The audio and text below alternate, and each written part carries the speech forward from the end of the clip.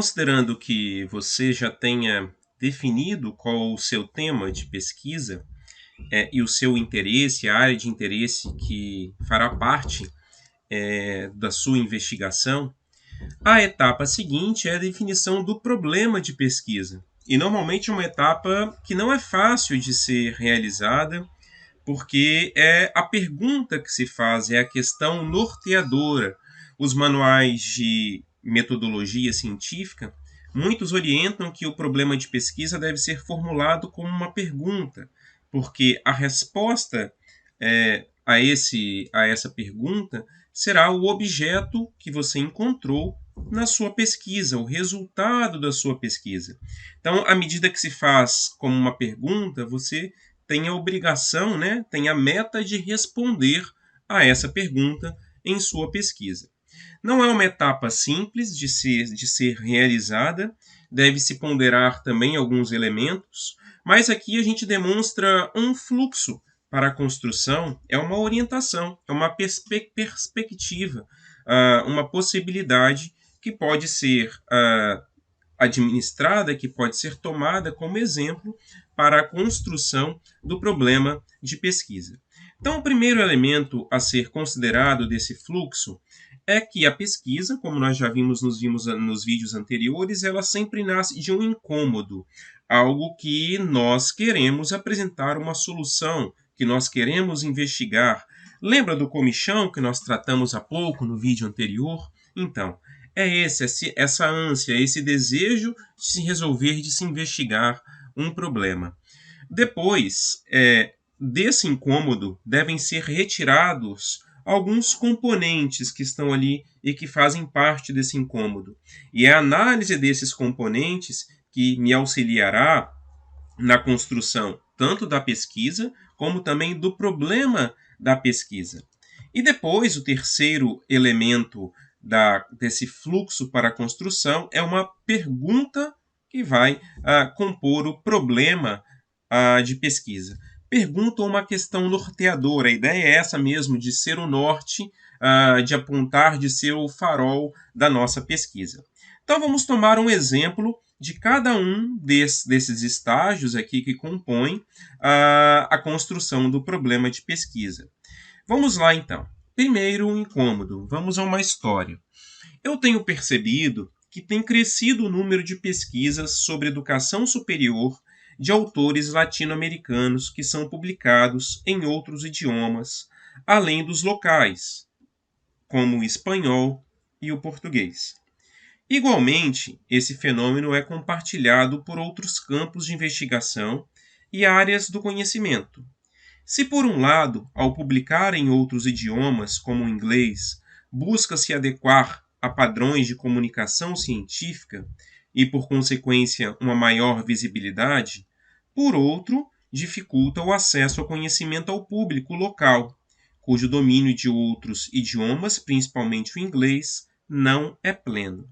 Então vamos recordar lá dos vídeos anteriores que a gente tinha ali uma área de interesse, uma área de investigação, que era a questão das línguas estrangeiras. Aqui eu tenho um incômodo relacionado às línguas estrangeiras. E, além das línguas estrangeiras, eu tenho outros elementos aqui situados, localizados nesse incômodo, nesse comichão, nessa ânsia de se resolver esse problema.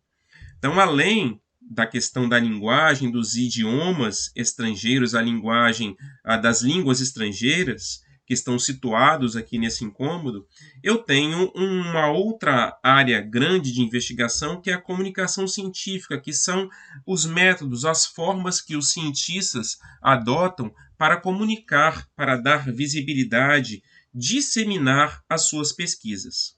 Além disso, eu tenho outros elementos aqui situados dentro desse meu incômodo, que é a situação da América Latina e dentro da área do ensino superior. Então, nós vamos passar por uma próxima etapa. Nós vimos ali que eu tenho um incômodo, está situado nesse trecho, que foi destacado aqui. E agora a gente vai analisar cada um dos elementos que aos nossos olhos, fazem parte desse incômodo. Então, quais são os componentes? Primeiro, a educação superior.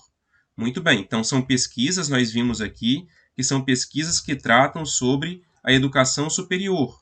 Está aqui situado no problema. Existem vários campos, né, de investigação que tratam sobre o uso de idiomas, de outros idiomas na comunicação científica, só que vocês observem aqui comigo que eu estou situando no âmbito da educação superior, desse campo de investigação. Então, esse é um primeiro elemento.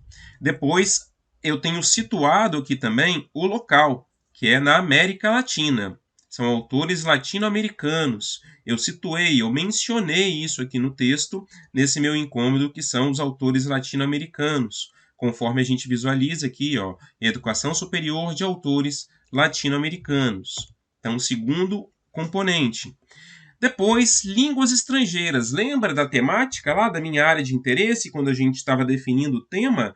Línguas estrangeiras? Então, aquela área mais geral possível, eu trago aqui também para compor os elementos de análise, a análise dos componentes. E depois a comunicação científica, né, como nós apontamos aqui, que é a forma como os autores, os pesquisadores, fazem para disseminar, para publicar as suas pesquisas. Isso nós chamamos de comunicação científica, como que os autores, os cientistas se comunicam entre eles, se é por meio de livro, de revista, se são textos, se são eventos, se são trabalhos acadêmicos, quais são as formas, se é em inglês, se é em português, se é em formato eletrônico, se é em formato impresso, tudo isso entra dentro do ecossistema comunicação científica.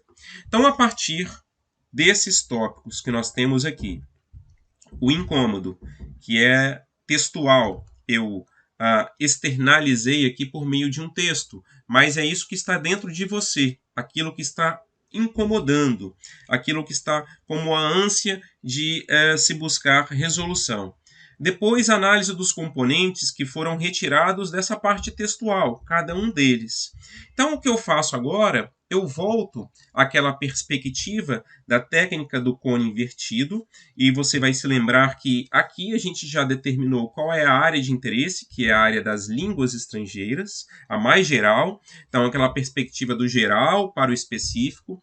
Perceba, então, agora que agora a gente vai acrescentar outras variáveis, que são perguntas, que ao respondê-las, a gente tem elementos para a construção do problema de pesquisa. Então, aqui a gente tem a área de interesse, línguas estrangeiras, o que eu quero investigar dentro dessa grande área de interesse? As práticas de comunicação científica. Para quê? Para que eu quero investigar isso dentro das línguas estrangeiras? As práticas de comunicação científica. Quem? Aqui, qual é o objeto que eu vou tratar, né, dentro desse cenário aqui de línguas estrangeiras, como a forma que as línguas estrangeiras são tratadas na comunicação científica. Qual é o objeto? Porque a gente tem um cenário muito grande ainda, muito vasto de investigação.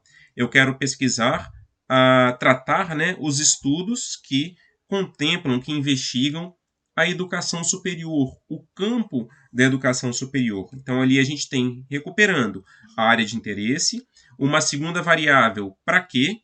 Para que eu quero investigar as línguas estrangeiras? Para identificar as práticas de comunicação científica que são tratadas ali. Mas, em que âmbito? Qual o objeto que eu quero investigar dentro desse ainda grande cenário? As pesquisas sobre educação superior. Em que local? Dentro de uma área específica? Dentro de um espaço geográfico, dentro de um tema, de um tempo cronológico, aí a gente tem um outro tópico aqui, se existe alguma condição agregada.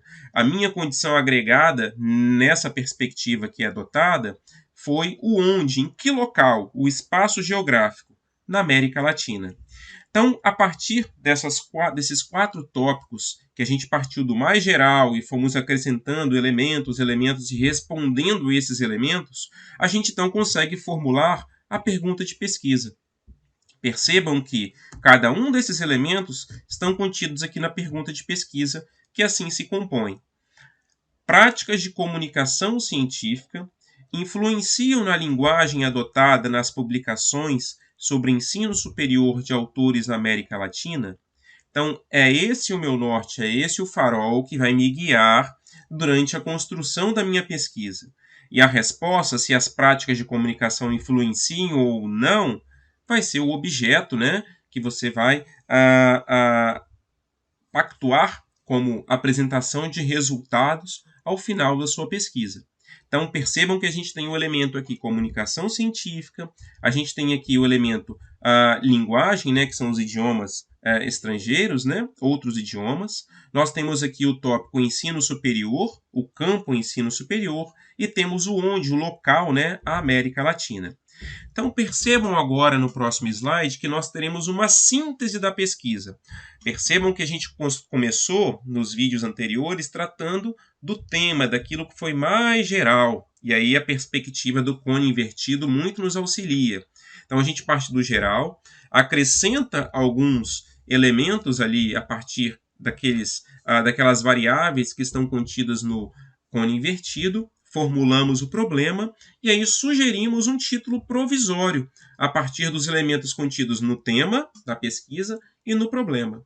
Então aqui eu tenho o tema, dois tópicos muito genéricos, línguas estrangeiras e comunicação científica. Percebam que as duas são campos de investigação, campos autônomos de investigação, línguas estrangeiras e comunicação científica. Depois, partindo para o problema, a gente acrescenta além desses dois campos autônomos de investigação, que são as línguas estrangeiras e a comunicação científica, os outros elementos que foram considerados ali no cone invertido, América Latina, educação superior, e vamos ver mais uma vez, práticas de comunicação científica influenciam na linguagem adotada nas publicações sobre ensino superior de autores da América Latina? Está aí a pergunta. O que eu vou alcançar como resposta é o objeto que eu vou apresentar, né, pactuar, para que esteja contido no meu delineamento. E aí o título provisório, considerando boa parte desses elementos. O uso de línguas estrangeiras como prática de comunicação científica em estudos sobre educação superior na América Latina. Então, vocês devem perceber que a gente vai replicando cada um daqueles elementos, aqueles componentes. Lembra da análise dos componentes? Estão contidos aqui no problema e no título do trabalho. Uma dica que a gente apresenta para vocês é que não há necessidade de se preocupar tanto com o título, já nesse momento em que vocês estão se aproximando, fazendo o delineamento da pesquisa. Aqui a gente só apresenta para vocês para tornar mais claro como que podem ser retirados elementos ali do problema e como o coração da sua pesquisa acaba sendo o problema, a questão norteadora, porque é ela que vai direcionar, né, que vai ser o norte para que você avance nos próximos elementos. Então, muito obrigado pela sua atenção. A gente encerra aqui esse primeiro módulo do nosso curso, PESC 6. E aí, a gente passa agora para os tópicos mais avançados que dizem respeito à escolha das fontes, onde serão buscadas os documentos, uma vez que já esteja claro para você onde você quer chegar.